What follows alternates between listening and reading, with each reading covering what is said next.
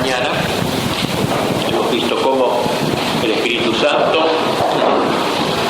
actúa en la Iglesia, es el mismo Espíritu, podríamos decir, reposando sobre las aguas primitivas, suscitó la primera creación, como dice el Génesis, el Espíritu era llevado sobre las aguas. Ese Espíritu, figurado en la paloma, que después del diluvio regresa al arca anunciando la reconciliación para una generación renacida de la madera, del arca, digamos, y del agua. Es el mismo Espíritu que descansando sobre el seno de María Santísima concibiera el Verbo encarnado y que se reposaría también sobre Jesús en el Jordán. Ese es el Espíritu que se da en Pentecostés con toda su plenitud. Antes no podía darse así porque Jesús no había sido glorificado. Cristo dijo: cuando sea glorificado derramaré de mi seno fuentes de agua viva. Se refería al Espíritu que había de darse también. Ese Espíritu que se posesionó del cuerpo de Cristo el día de su resurrección, glorificando aquella carne que el mismo Jesús calificara de flaca, de débil, antes de la pasión. Y así ese Espíritu recae entonces, como vimos, sobre la Iglesia resumida como en los apóstoles. Se hablan ya las lenguas de todo el mundo.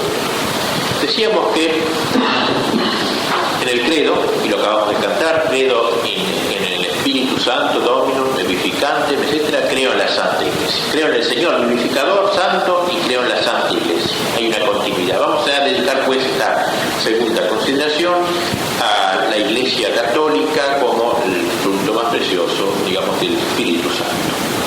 Lo vamos a hacer leyendo y comentando lo que el comentario que hace Santo Tomás, el artículo 9 del credo, creo en la Santa Iglesia, en su comentario al credo. Dice Santo Tomás: así como en cada hombre hay un alma y un cuerpo, y sin embargo son diversos sus miembros, así la Iglesia Católica es un solo cuerpo y tiene diversos miembros. Ahora bien, el alma que vivifica el cuerpo de la Iglesia es el Espíritu Santo, que hemos dicho antes, como el alma, ¿no? No es estrictamente el alma, pero sí es a modo de alma. Y por eso, si sigue Santo Tomás, después de manifestar nuestra fe en el Espíritu Santo, se nos manda a creer en la Santa Iglesia Católica, por lo cual se agrega en el símbolo en la Santa Iglesia Católica. O sea, entonces, como dije antes, esta conexión tan íntima que hay entre el Espíritu Santo y la Iglesia, aún en nuestro credo, más breve. Luego de decir Santo Tomás cuál es el sentido semántico de la palabra iglesia, asamblea, reunión, etc., va a tratar las 4 notas de la iglesia, las 4 cualidades de la iglesia que rezamos en el credo de la iglesia una, santa, católicamente apostólica. Esas 4 notas, que no son únicas, sino que a lo largo de los siglos han recibido también otra enumeración, otra cantidad de notas, pero que son de algún modo las que resumen todas esa multitud de notas. Una, santa, católica y apostólica, y lo va a analizar cada una de estas notas o propiedades. Nota significa algo, en lenguaje teológico, nota de la iglesia significa algo que se deriva de la esencia, sin ser esencia de la cosa, pero se deriva necesariamente de la esencia. Por ejemplo, el hombre es risible, el hombre es capaz de reír. Eso no es de la esencia del hombre, porque si no tenía que estar siempre con la sonrisa en la boca, como en la propaganda dentífricos. Pero es algo que brota de la esencia intelectual del hombre, capacidad de reír, posibilidad de reír. Entonces es propio del hombre el ser risible, el ser capaz de risa. Y así hay 4 notas de la iglesia que derivan de su esencia: la unicidad, la santidad, la catolicidad y la apostolicidad. Dice Santo Tomás: en primer lugar, la iglesia es una. A este respecto hay que saber, dice, que aunque diversos herejes han inventado sectas diferentes, no pertenece sin embargo a la iglesia porque están divididos en partes. En cambio, la iglesia es una. Es un dato importante. O sea, nosotros no, como se dice a veces, usted divide la iglesia. Yo no la puedo dividir demasiado fuerte, la iglesia, pero no sea capaz de dividirla, soy un primero. No puedo dividir. La iglesia es una de por sí. Si yo digo lo contrario, la iglesia, yo me separo de la unidad de la iglesia, no divido la iglesia. La iglesia sigue siendo una. En la unidad de su fe, todos los que quedan unidos en la misma fe, eso constituye la iglesia una, justamente, aunque sea un puñado nomás, como en Pentecostés, o aunque sea que sea un puñado al fin de los tiempos, como dice Cristo, a lo mejor cuando vuelva el Hijo del Hombre habrá fe en la tierra, o sea, habrá un puñado de fieles, pero esos son uno. Esos han salvado la unidad de la iglesia, han sido salvados por la unidad de la iglesia mejor. ¿Por qué la iglesia es una? Santo Tomás va a poner 3 causas que concurren a la unidad de la iglesia. Primero dice la unidad de la fe. En efecto, todos los cristianos que integran el cuerpo de la Iglesia creen en las mismas verdades. Esto es una cosa muy importante. O sea, la unidad de la Iglesia no se funda en un convenio humano, digamos así, como la unidad del club o una asociación, sino que se funda en la fe, en la misma fe. En ese grado en que estoy unido, en la misma fe, soy uno yo. En el grado en que más o menos no la comparto del todo, me voy separando de la unidad de la Iglesia. Y si soy hereje, me salgo de la unidad de la Iglesia. O sea, la unidad de la Iglesia es una unidad de fe. No es simplemente tomarse de la mano, no es una unidad sociológica. En todo caso, esa se deriva de esta, pero la profunda unidad de la Iglesia es la fe, la unidad de fe. La segunda causa, dice Santo Tomás, es la unidad de la esperanza. En efecto, todos los cristianos están anclados en la misma esperanza de llegar a la vida eterna. O sea, todos esperamos lo mismo. Esperamos a Dios de Dios. O sea, que esperamos alcanzar a Dios como un don de Dios, a Dios de Dios, de las manos de Dios, digamos. Dios se nos va a dar. Y esa esperanza funda la unidad de la Iglesia. Todos los que esperan lo mismo pertenecen a la misma Iglesia.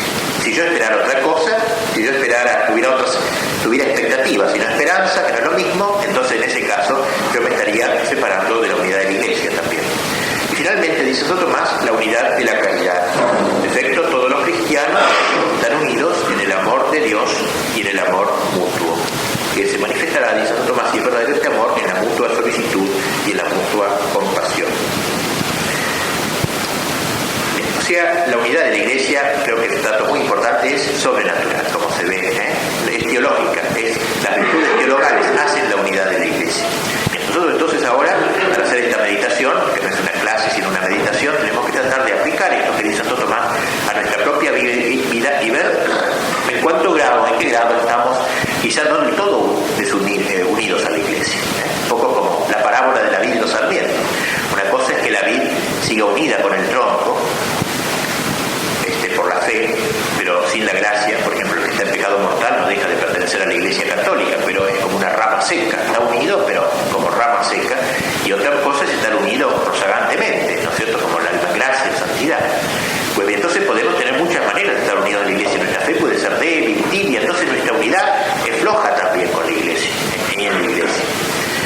O sea, todo lo que fomente nuestra fe, nuestra esperanza, nuestra caridad, nos hace entrañar más en la Iglesia, meternos más en las entrañas de la Iglesia, ser más de Iglesia. Por tanto, ser de Iglesia no es esto de ser amigo del padre tal o estar en una asociación, es algo mucho más profundo.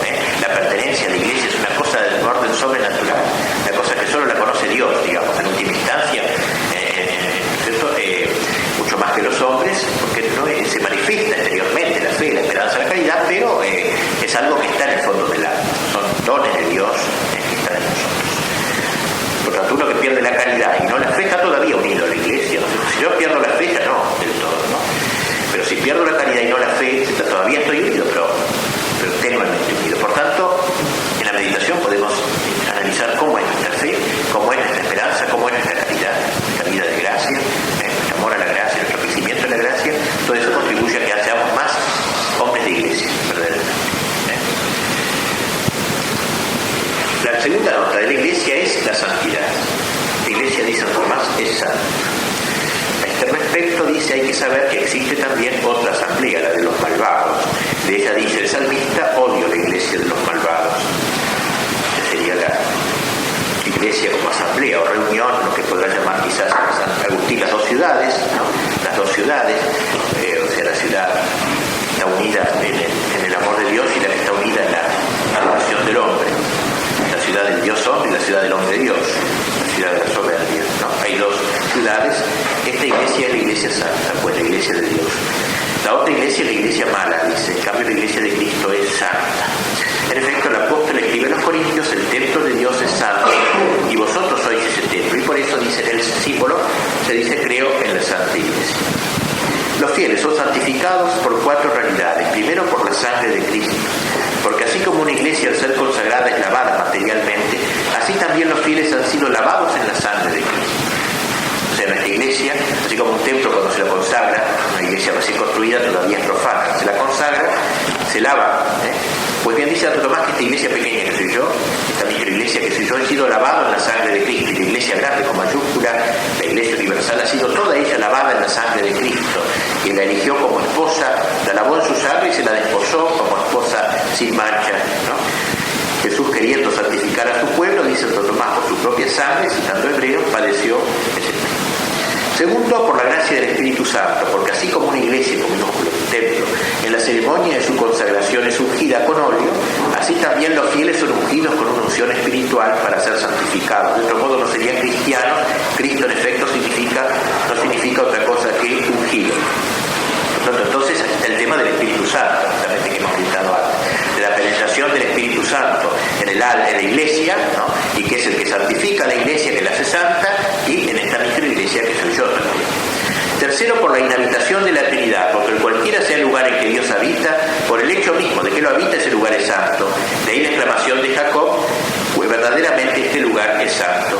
Y la afirmación del salmista, a tu casa, Señor, conviene la santidad. O sea, la inhabitación trinitaria que hay en la iglesia, necesariamente, o sea, siempre la iglesia es santa. Entonces la iglesia no tiene que convertirse, como a veces dicen algunos falsos teólogos, la iglesia pecadora, como se llama a veces, cuidado con esa forma, no, nunca es pecadora, la iglesia es santa. Entonces sabemos que sus miembros sí pueden ser terriblemente pecadores, los miembros de la iglesia, pero la iglesia de por sí no mancha su santidad, no ensucia la túnica blanca, diga, su santidad por los pecados, por pecados nuestros, no la salpican a la iglesia. En todo caso salpican la nota de la santidad, desgraciadamente. O sea, los que miran a la iglesia de fuera no encuentran en ella claramente esa nota. La podrán encontrar si la buscan, pero hay que buscar un poco a veces con lupa, ¿no es cierto? De hecho debería ser exaltante esa nota, debería ser atractiva precisamente para descubrir a la verdadera iglesia. Así que nosotros somos culpables en cierto modo de ese escándalo de que algunos no capten a la iglesia como la iglesia de Cristo por nuestros pecados. Dicen, este es católico, entonces la iglesia es una porquería. Es una consecuencia falsa, pero de algún modo es consecuencia de una traición. Santidad de la iglesia. Luego, digamos antes de seguir, que estas dos notas primeras, la unidad, como hemos visto, la unidad, como debemos aplicarla a nosotros mismos, también debemos aplicar esta segunda nota de la santidad a nosotros mismos. No en vano dice San Juan Crisóstomo que cada hombre es una microiglesia, una pequeña iglesia, cada uno de nosotros. Cada uno de nosotros es, de algún modo, el cuerpo de Cristo, a continuación del cuerpo de Cristo, el cuerpo místico de Cristo. Cada uno de nosotros es inhabitado por la Trinidad cuando estamos en gracia de Dios. Y de algún modo entonces somos una microiglesia. De modo que debemos cuidar nuestra vida interior, cuidar nuestra santidad. Como dice San Pablo, el templo que sois vosotros es santo. No puedo entregar los miembros de mi cuerpo a una prostituta, porque estos miembros pertenecen a Cristo, y es un adulterio, pues lo otro que estoy haciendo. Consiguientemente, cuidar la virtud, la santidad de mi vida. Si quiero ser católico en serio, no basta declamarlo, no basta sonar como una bandera de militancia contra los que no se profesan católicos o enemigos del catolicismo, sino que es necesario vivirlo plenamente. Para que nuestra militancia sea más auténtica, verdaderamente, debemos progresar en este campo de la santidad. En el grado en que progresemos, estaremos penetrando en la esencia de la iglesia. Estaremos haciendo nuestra una nota de la iglesia. Estaremos notificando a la iglesia al mundo de nuestro tiempo. Y no alejando a los hombres por nuestra culpa de la verdadera iglesia. La santidad, pues, es impulso a la santidad. Sed santos como vuestro Padre Celestial es santo, dijo Cristo. Sed perfecto. La perfección es la parte de la santidad, cumbre de la santidad. Sed santos, no más que los sinvergüenzas que son nuestros enemigos, y que mirando a los cuales de reojo nosotros nos creemos ya maravillosos, sino sed santos en comparación como el Padre Celestial. Es decir, nunca debemos compararnos, no nos engolosinemos comparándonos con los demás, que siempre encontraremos alguno peor que nosotros, sino comparándonos con Dios veamos nuestra miseria y nuestra falsa pertenencia, digamos nuestra traidora pertenencia a la iglesia, por nuestra poca santidad, por nuestra poca preocupación por la gracia, por nuestra traición a la vida divina. Por tanto, hacer nuestra esta nota de la iglesia, no son solamente notas metafísicas de la iglesia, sino notas espirituales. Deben hacerse vida espiritual para nosotros cada una de esas notas. Tercero, la iglesia es católica, es decir, universal, dice Santo Tomás. Lo es primero en cuanto al lugar, porque contrariamente a lo que pensaban los donatistas, que eran unos herejes del siglo III, creo, de seguir a Donato, obispo cismático, contrariamente a lo que pensaban los donatistas, está extendida por todo el mundo. En efecto, el apóstol escribe a los romanos: vuestra fe proclamada en todo el mundo, y Cristo, antes de subir al cielo, había dicho a los apóstoles: id por todo el mundo a predicar el evangelio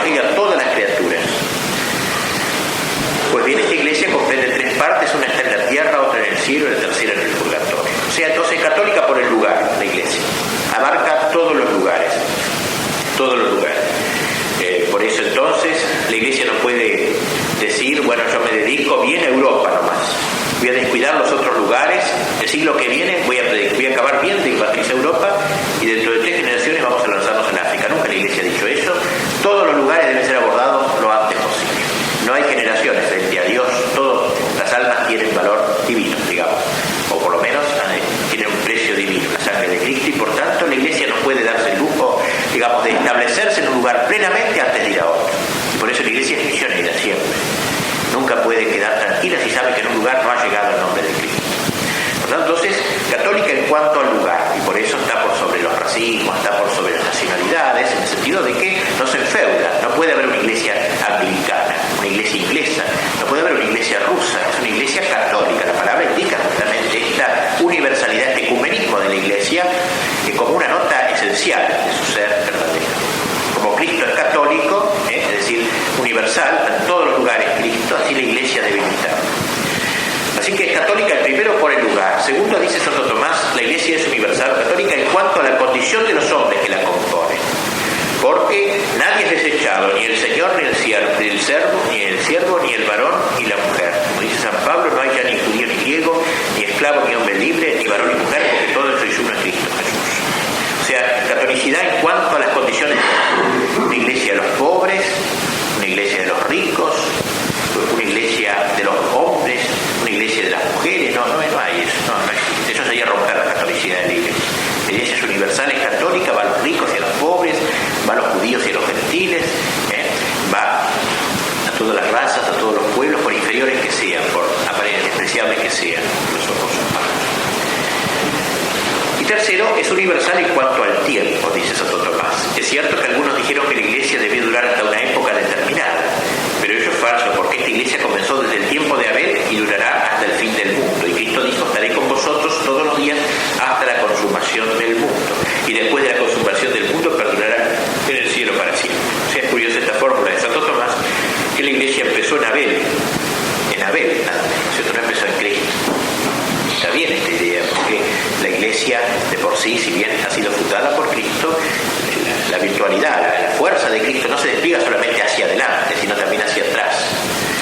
Cristo va a bajar a los infiernos y va a tomar a Adán de la mano, como decíamos hoy, porque de algún modo Cristo va a retomar toda la historia, recapitular, como dice San Pablo, caput viene de cabeza, la nueva cabeza.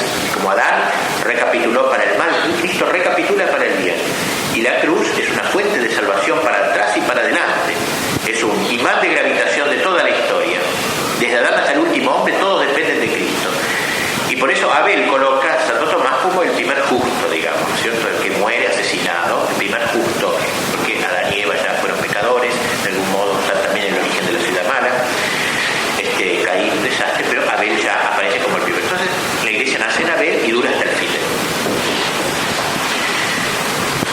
Catolicidad, pues, ¿qué aplicación podemos hacer de esta nota de la iglesia en nuestra vida espiritual? Y ser católicos nosotros también, es decir, ser universales, ser apóstoles de Cristo, o sea, ser expandidores de Cristo, tratar de que Cristo coincida con la totalidad, ser totalitarios, es decir, no contentarnos con parcelas de Cristo ni con parcelas del mundo para Cristo, no contentarnos con darle a Cristo solamente el orden de los corazones, sino darle también el orden de las sociedades, no restar a la catolicidad de Cristo el arte y la economía y la política, no sustraerle a Cristo cosas que son de Él, porque Él ha venido a recapitular, a ser caput, cabeza de todo, no de algunas cosas, todas las cosas de la tierra y de la del cielo.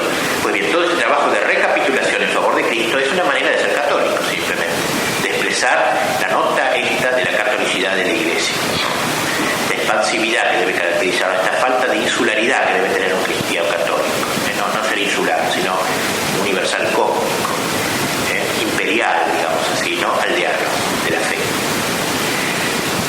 Y la última nota es Santo Tomás curiosamente dice, en cuarto lugar, la iglesia es firme, no usa la palabra apostólica, firme, porque cuando se dice apostólica, uno se está refiriendo a esa firmeza de la fe.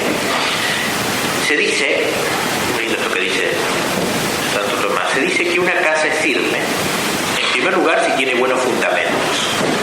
La casa es firme, tiene sólidos fundamentos. Ahora viene el fundamento principal de la iglesia es Cristo. Dice el apóstol, nadie puede poner otro fundamento fuera de aquel que ya ha sido los apóstoles y su doctrina. Por eso es la iglesia firme. San Juan escribe en el Apocalipsis que la ciudad tenía 12 fundamentos y sobre ellos estaban escritos los nombres de los 12 apóstoles. Entonces, la iglesia es como una casa, ¿no?, cuya piedra fundamental no es Pedro, no es el Papa, es Cristo. Pedro es la piedra vicaria en todo caso, pero la piedra fundamental es Cristo. Y por eso es inconmovible, porque es Dios que funda la iglesia. Los apóstoles son como columnas, siguiendo el símil de una basílica, ¿no? Son como las columnas que sostienen la iglesia, ¿no? Y dice Santo Tomás, por esto se dice que la iglesia es apostólica. Por esto, la nota de firme apostólica. ¿Por qué? Los apóstoles son como el fundamento de su firmeza, digamos así, porque están radicados en Cristo. De allí también que para significar la firmeza de esta iglesia, Pedro fue nombrado su cabeza visible. O sea, entonces, la iglesia firme en primer lugar porque tiene buenos fundamentos. Se prueba en segundo lugar la firme solidez de una casa, tanto por más que se la sacude, no se la puede destruir. Aquí podríamos, aunque no lo pone Santo Tomás, creo, traer a colación aquel texto de Mateo 7, creo, donde dice esa parábola de Cristo, donde dice Mateo que un hombre edificó una casa sobre arena, vinieron los vientos, vinieron las tempestades, la casa se desplomó. Otro hombre edificó la casa sobre una roca, vinieron los vientos, vinieron las tempestades y la casa estuvo firme. O sea, entonces, la solidez de una casa, como diría acá Santo Tomás, se prueba porque cuanto más se la sacude, por más que se la sacuda, no se la puede destruir. Ahora bien, nunca la iglesia ha podido ser destruida, continúa, ni por los perseguidores, ni por lo que viene de afuera. Al contrario, en el tiempo de las persecuciones más creció, mientras que sus perseguidores y los que ella misma combatía sucumbieron, conforme a las palabras de Jesús: aquel que cayere sobre esta piedra será pedazos, y aquel sobre el cual ella cayere será aplastado. O sea, las persecuciones, los vientos que vienen del exterior, las herejías de afuera, digo, los perseguidores de afuera, ¿no? Por ejemplo, los emperadores romanos, los perseguidores comunistas, los que atacan desde afuera de la iglesia, los que no son católicos y atacan la iglesia, no la pueden destruir. No la pueden destruir por la solidez de la que tiene, ¿no? No se barroca. Ni tampoco puede ser destruida por los errores, ahora diríamos de adentro, podríamos decir, la autodemolición de la iglesia, que diría Pablo VI. Tampoco puede ser destruida por adentro. Al contrario, dice, cuando el número de errores es mayor, tanto más se manifiesta la verdad. Escribe San Pablo, son hombres de mente corrupta, réprobos en la fe, mas no lograrán sus intentos.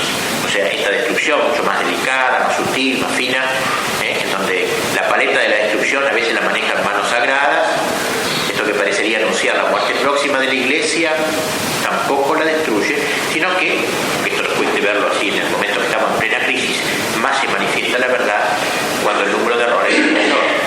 Porque el número de errores precisamente provoca la profundización de la verdad. El hecho de que se negara a Cristo en los primeros siglos, por ejemplo, la divinidad de Cristo provocó todos esos análisis cristológicos maravillosos de San Agustín, de Crisóstomo y de otros. O sea, la fe hizo resplandecer más la verdad. Digo, la herejía hizo resplandecer más la verdad. Ni por las tentaciones de los demonios, concluye Santo Tomás, porque la iglesia es como una torre que protege al que lucha contra el diablo. Torre fortísima, el nombre del Señor, en Proverbios. Y por eso el diablo dirige sus principales esfuerzos a la destrucción de la iglesia, pero no prevalecerá, porque el Señor dijo, y las puertas del infierno no prevalecerán contra ella, como diciendo, lucharán contra ti, pero no te vencerán. Esta sería pues la cuarta y última nota de la iglesia, la apostolicidad. Digo, la apostolicidad o la firmeza de la iglesia.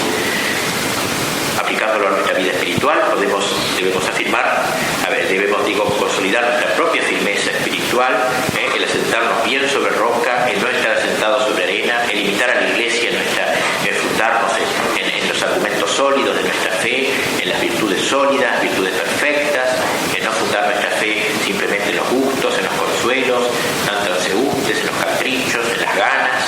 Todo esto nos hará participar, pues, de esta nota de la iglesia. Credo, pues, en la iglesia una, santa, católica, apostólica la iglesia. Estas 4 notas de la iglesia deben ser 4 notas de nuestra vida espiritual para que realmente podamos con derecho a llamarnos católicos. Vamos a hacer un rato de meditación hasta las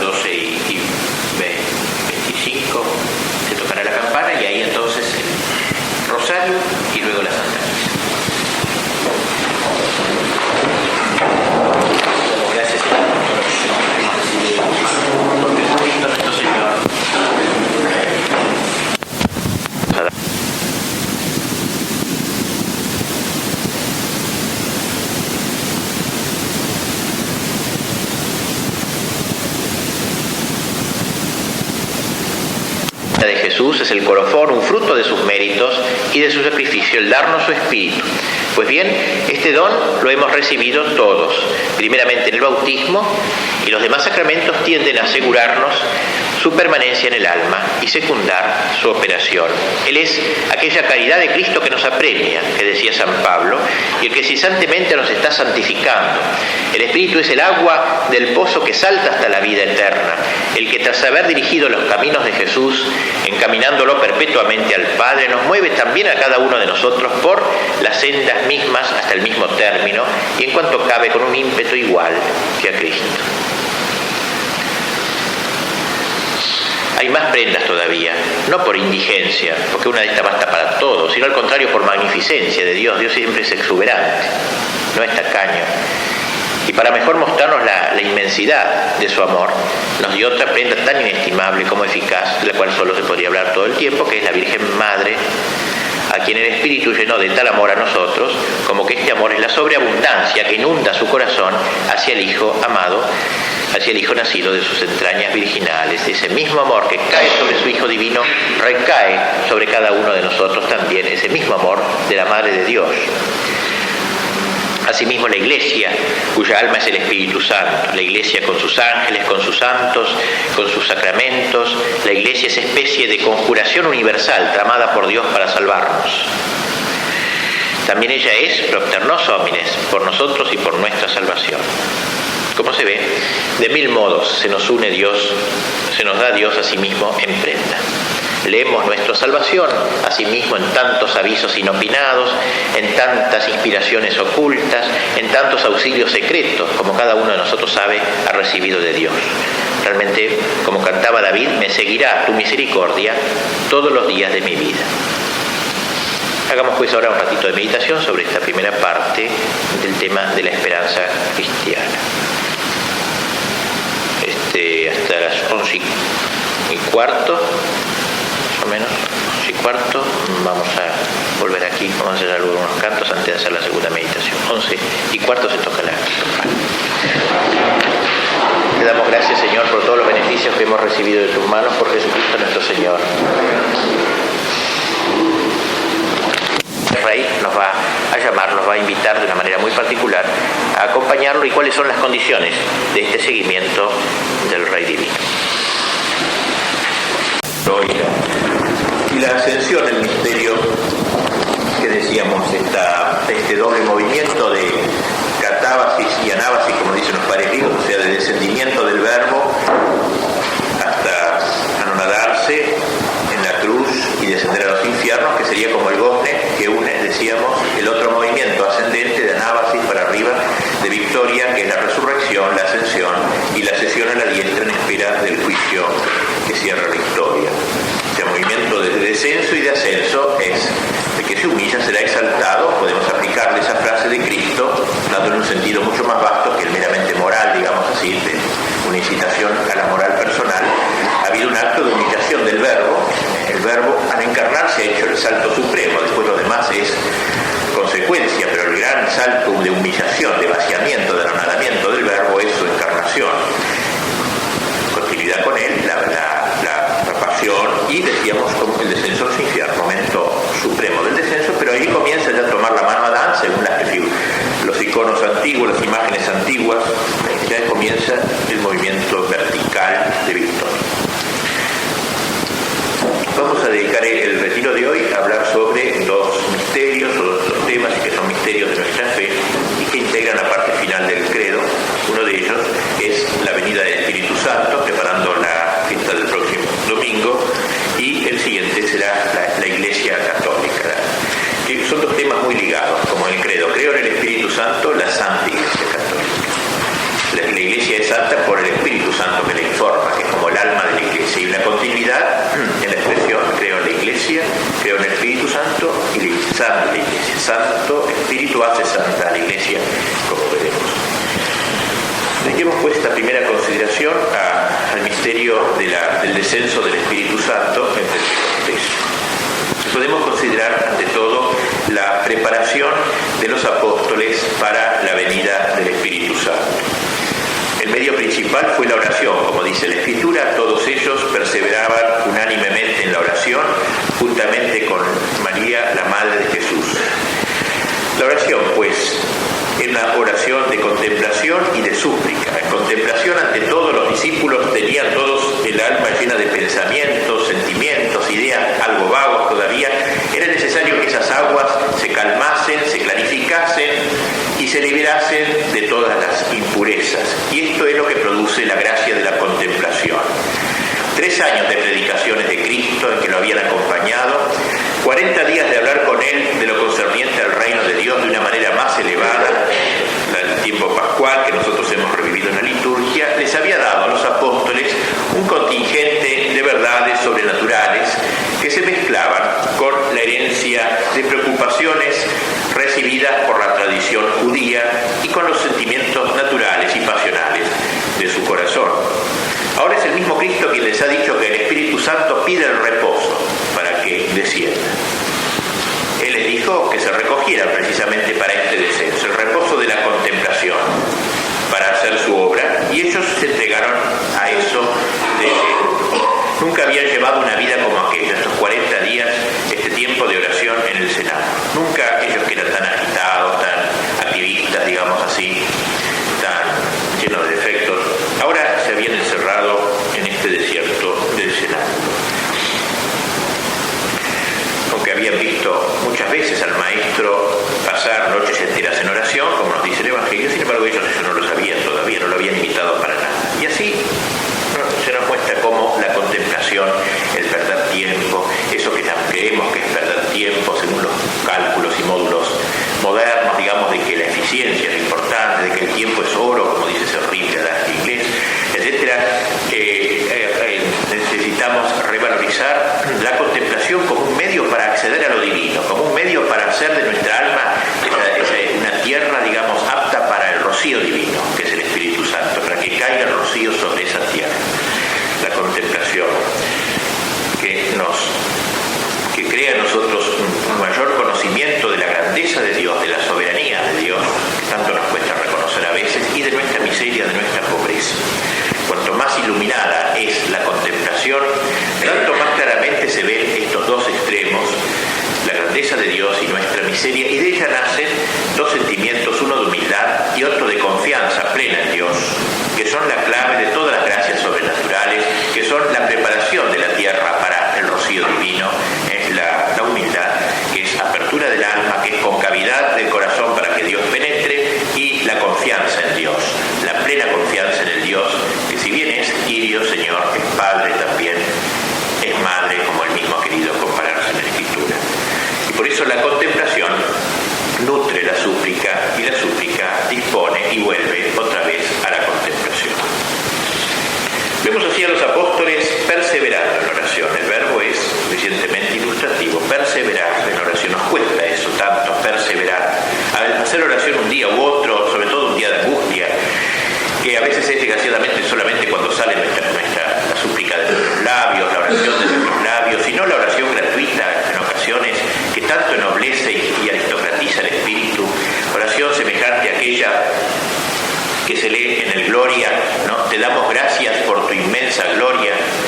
Siempre normalmente damos gracias por un favor recibido, pero darle a Dios gracias porque Él es lo que es, porque Él es grande, porque Él es espléndido, Él es lleno de belleza. Eso nos cuesta mucho, esa gratuidad de la oración, ese reconocimiento de la soberanía divina y de la grandeza y de la belleza divina, nos cuesta mucho. Perseverar, pues, en la oración, en las malas y en las buenas. No podemos dejar de dar en nuestra vida cotidiana un tiempo, un momento a la oración, aunque sea breve, pero un momento a la oración. Perseverar en la oración es fundamental, ¿no? En esto no hay que obrar por anécdotas así. Época de gran fervor y un desastre, un páramo total, un desierto espiritual. Debemos mantener una perseverancia, digamos así, hasta dándonos a cierto horario, porque de otra manera no tenemos de ser fieles a estas prácticas que a veces nos cuestan, verdaderamente, y van a contrapelo de nuestras preocupaciones y de nuestras inquietudes habituales. Perseveraban con María, la Madre de Jesús, dice los Hechos. Cuando se trata de hacer oración, esta es la maestra principal de la oración. La Virgen sale de la penumbra en este caso y se pone delante de todos. En cambio, cuando Se realiza un acto de jerarquía en el cenáculo, como cuando se elige a San Matías en lugar del traidor Judas para completar el número bíblico de los 12 apóstoles. La Virgen Santísima, que no tiene jerarquía porque no es sacerdote, no es obispo, ella se pasa a un segundo lugar, preside San Pedro, pero cuando se trata de la oración preside María Santísima, preside la Madre de Dios, es la maestra de la oración, y luego vuelve a un rincón con esa humildad que la caracteriza. Verla a ella en oración, la Virgen orante, así se la ha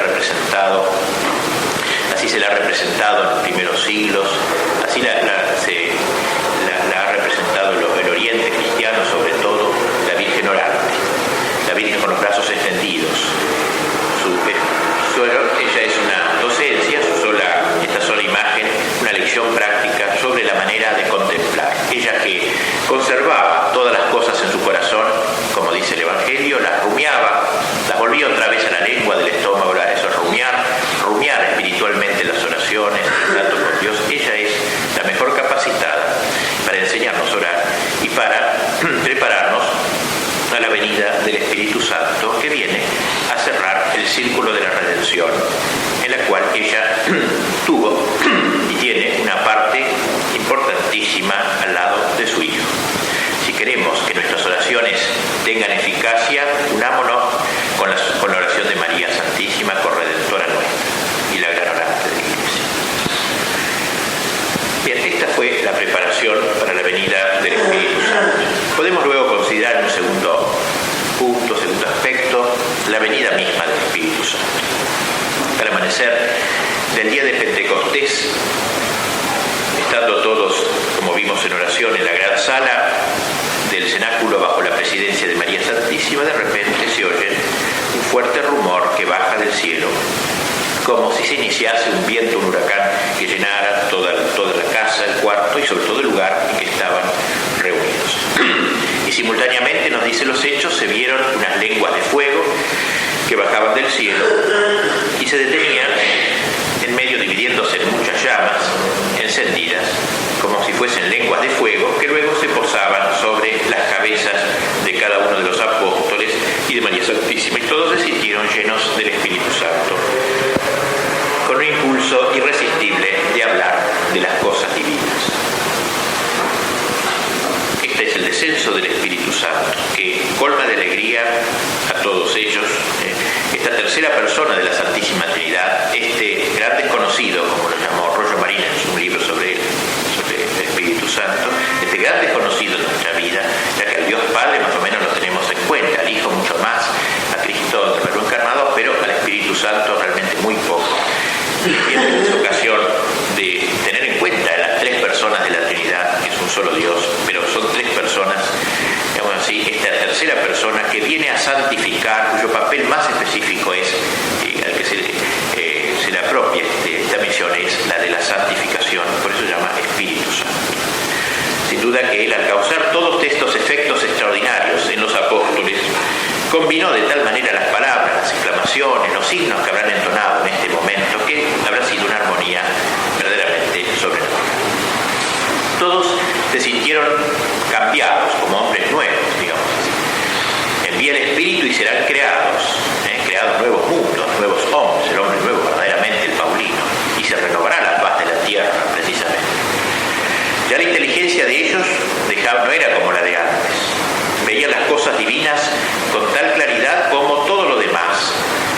Veían lo sobrenatural con cierta naturalidad, ellos que habían sido tan torpes para entender la enseñanza de Cristo.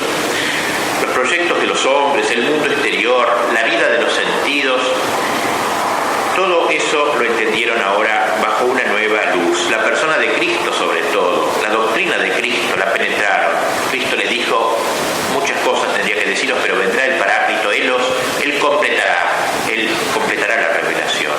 Y así, lo que Cristo había enseñado de palabra y practicado con su ejemplo, ahora el Espíritu Santo lo ayuda a penetrar más. Inteligencia cambiada, pues. La inteligencia de intus legere, inteligencia, leyeron adentro del corazón de Cristo. La inteligencia en el corazón de Cristo, esa solo la permite esta presencia del Espíritu Santo. Es propio del Espíritu Santo profundizar la inteligencia en las verdades sobrenaturales.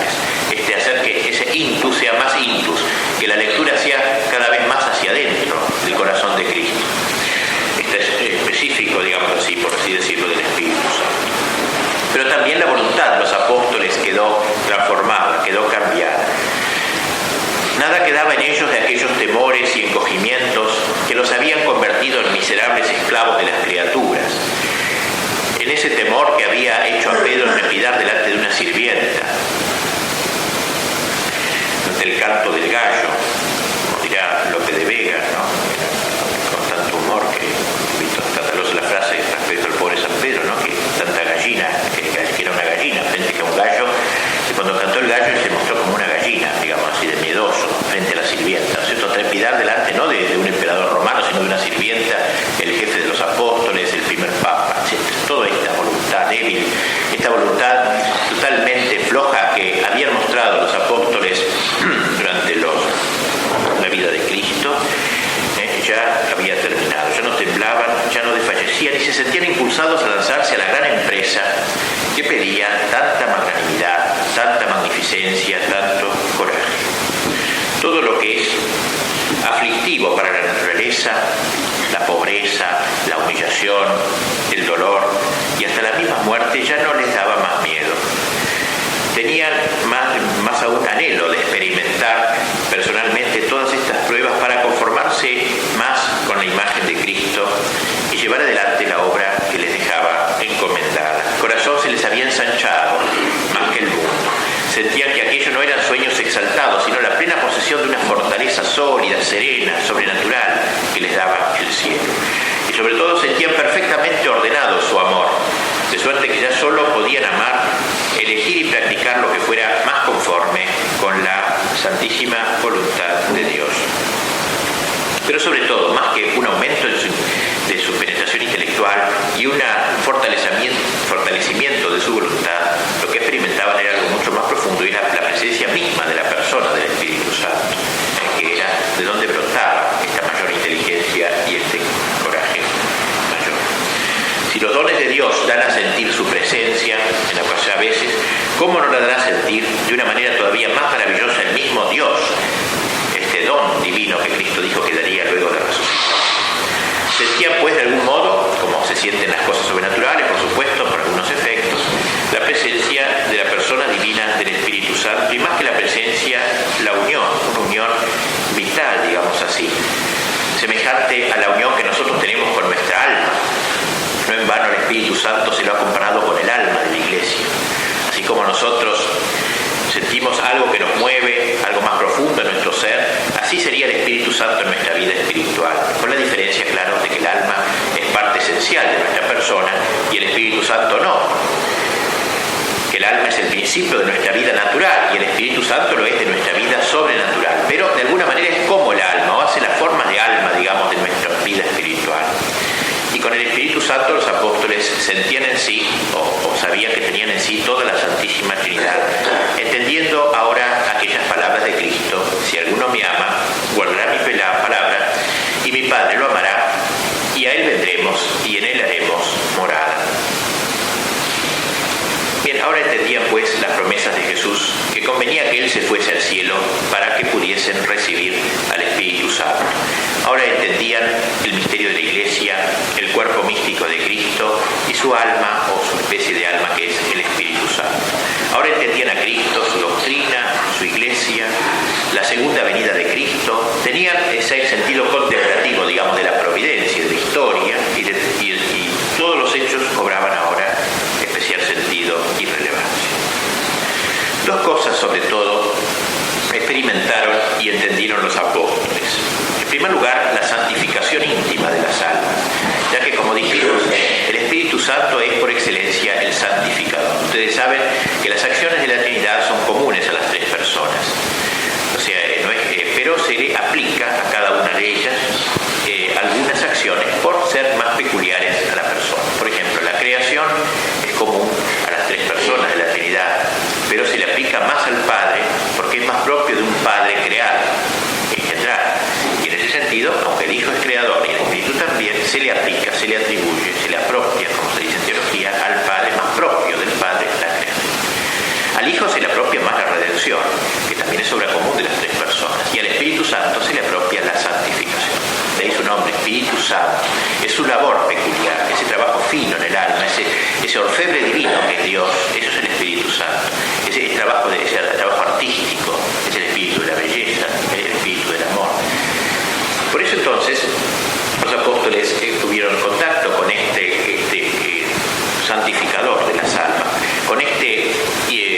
manifestador de las virtudes teologales y morales, que da también los dones particulares, que elevan cada una de nuestras potencias para ejercitar las acciones correspondientes en la vida sobrenatural.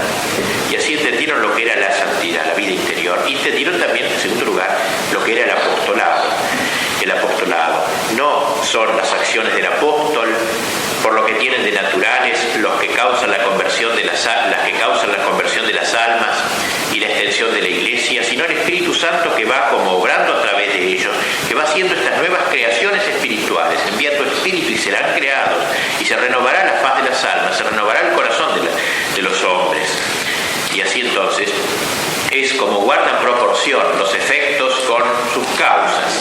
Y por aquí entendieron los apóstoles claramente que el apostolado no puede fundarse nada de la tierra, aunque lo terreno se ha de usar tanto y no más cuanto señale, digamos, en cada caso la voluntad de Dios, que lo principal es esta obra del Espíritu Santo. Nunca el Espíritu Santo puede faltar y su gracia.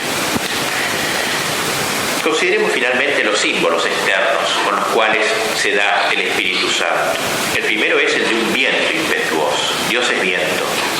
Dios es huracán muchas veces en nuestra vida, en que viene del cielo. El viento parece una lucha del cielo con la tierra, y algo de eso tiene la acción del Espíritu Santo en nuestro interior, luchando contra el hombre viejo que siempre persiste por rebrotar, a pesar de que lo hemos cortado y tijereteado el día de nuestro bautismo, siempre persiste, y por eso ese viento sobrenatural. Eso es el Espíritu Santo, un viento sobrenatural, una fuerza sobrenatural que viene a remover, que viene a desarraigar, que viene a purificar el aire también, a purificar todos nuestros afectos, tan terrenos y tan mundanos a veces. Nada de quedar de ellos, el huracán barre con todo, digamos así, por lo cual dice el texto que llenó toda la casa.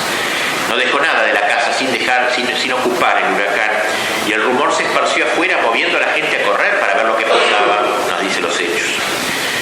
Nada puede huir la acción del Espíritu Santo, como canta la espléndida secuencia del día de Pentecostés. Lava el corazón al sórdido, riega al que está marchito, sana al que está enfermo, doblega al rígido, inflama al tibio, rige el que se va extraviado. Todo lo hace esto con decisión, enérgicamente, como un viento huracanado, sin acomodaciones a cosa alguna de la tierra, y sin que quede rincón ni rendija por donde no penetre este viento del cielo. Y otro símbolo exterior fueron las lenguas de fuego.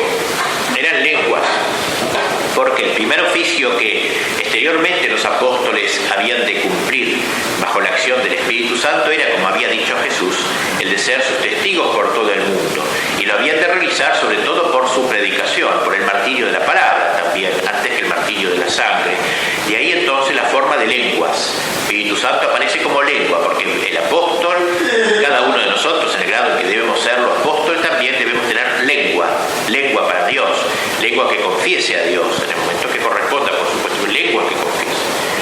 Y lenguas de fuego eran las lenguas de Pentecostés, porque la predicación inspirada por el Espíritu Santo es fuego de caridad, no es artificio de palabra, no es elegancia de razonamiento, sino es fuego, es incendio, es chispa divina. Las lenguas se posan sobre la cabeza de cada uno, cada lengua es distinta, como llama propia, para significar que el Espíritu Santo es una llama purificadora que distribuye los carismas en la Iglesia a cada uno, dándole lo que, digamos, Dios espera de cada uno, y quemando, como hace el fuego, lo que es contrario a la vida sobrenatural.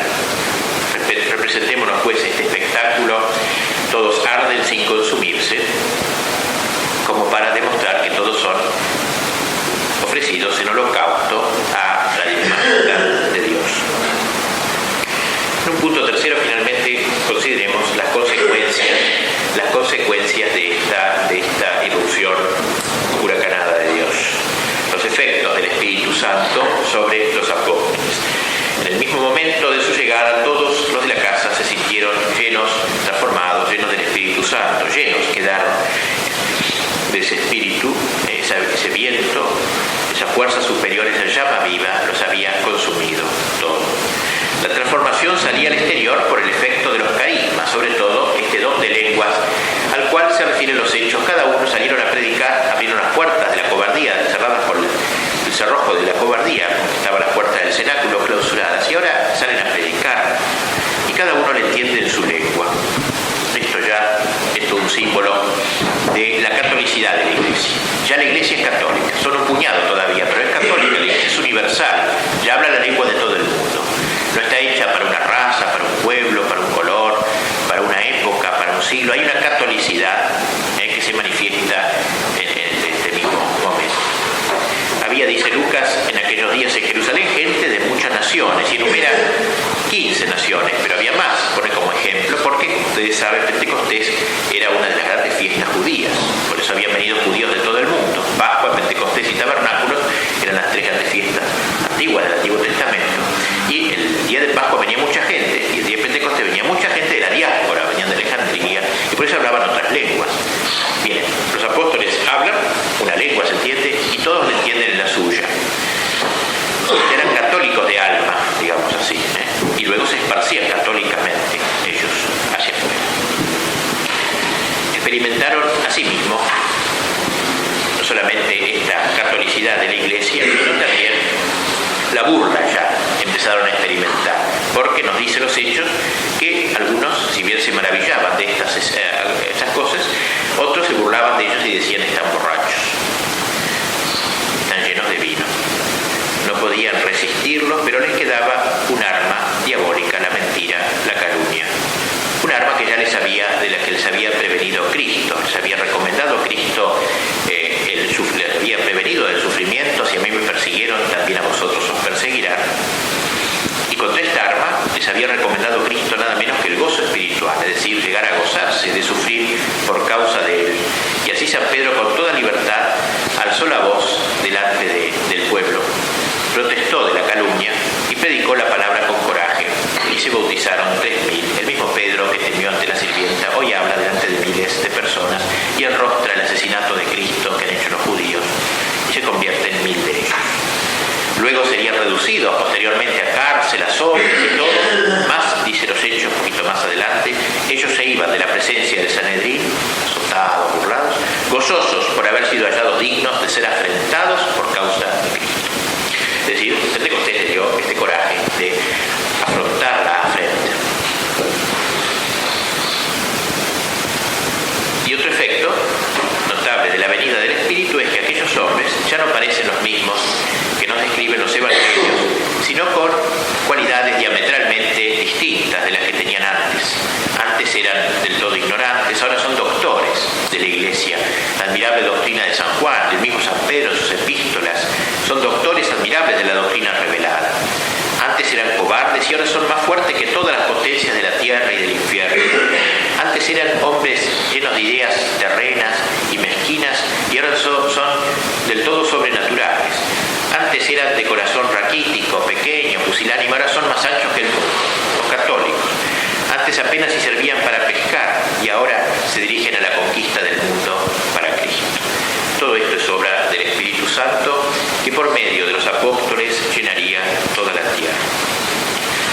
Pues bien, hagamos nosotros ahora un rato de meditación sobre este misterio del Espíritu Santo. Tratemos de ver cuánta necesidad tenemos nosotros, que somos tan parecidos a los apóstoles antes de Pentecostés, digamos, nuestra inteligencia tan pobre para las realidades sobrenaturales, nuestra fe tan mezquina, tan tibia a veces, nuestra voluntad tan cobarde frente a las tentaciones, nuestros afectos tan terrenos, nuestras preocupaciones tan miserables y rastreras en ocasiones. Y cuánto necesitamos, pues, que a raíz de la fiesta del Espíritu Santo, de alguna manera la gracia propia de ese día, sea que nosotros de alguna forma podamos ser llenos